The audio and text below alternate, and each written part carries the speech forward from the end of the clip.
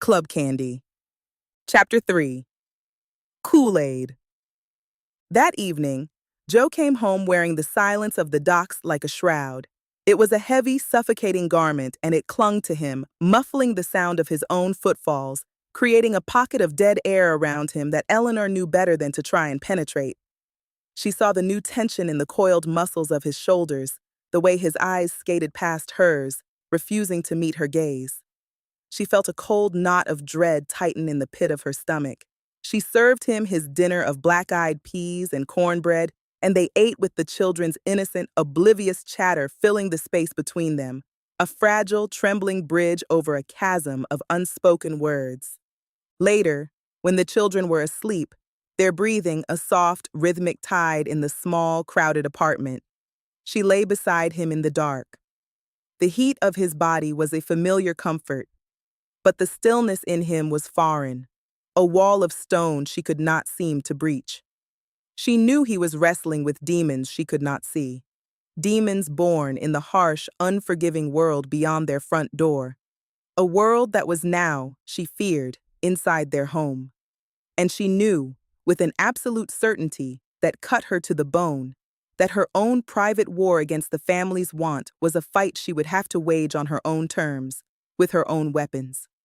She rose before the sun, in that liminal hour when the sky was still a soft, bruised purple and the air held a hint of coolness, a brief, whispered promise of a relief that would never come.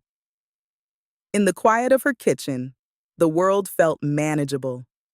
Here, she was not a wife, not a mother, not a poor black woman in a world that despised her.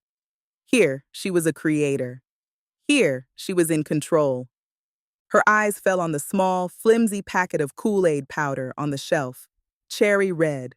It cost a penny, a small, weekly extravagance. It was a paper envelope filled with colored dust and a promised flavor that was a pale imitation of the real thing, but it was a change from the flat, metallic taste of city water. It was a small splash of brightness in their lives, a lie they had all agreed to believe.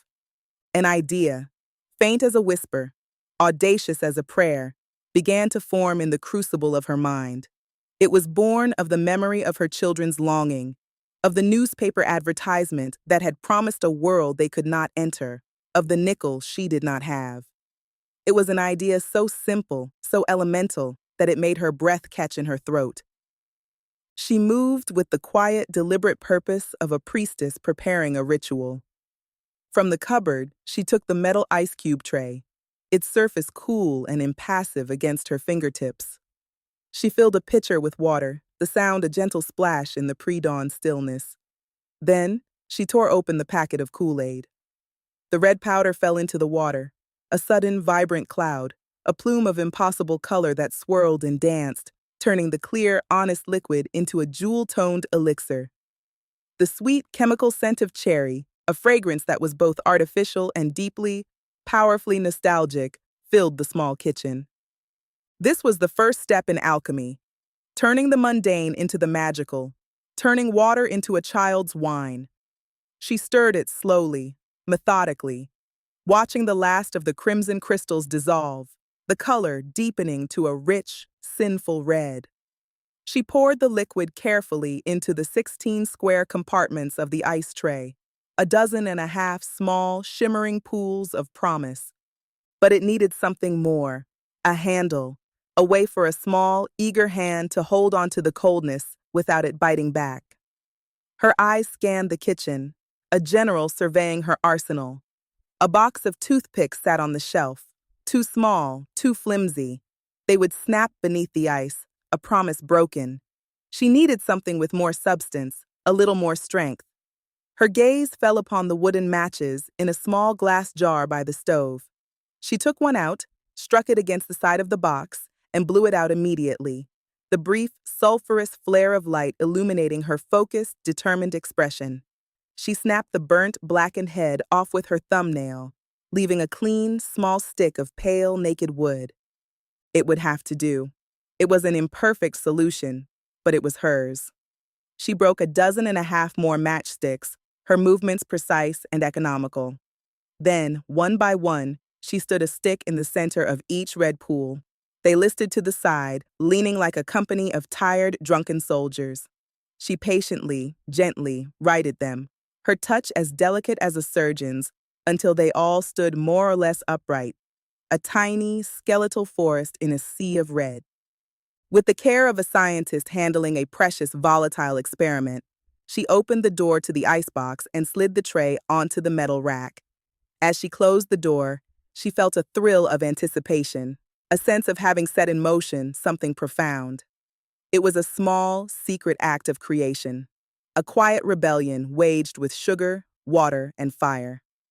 She went about the rest of her morning, waking the children, making the meager breakfast, the secret locked away in the cold, dark heart of the icebox.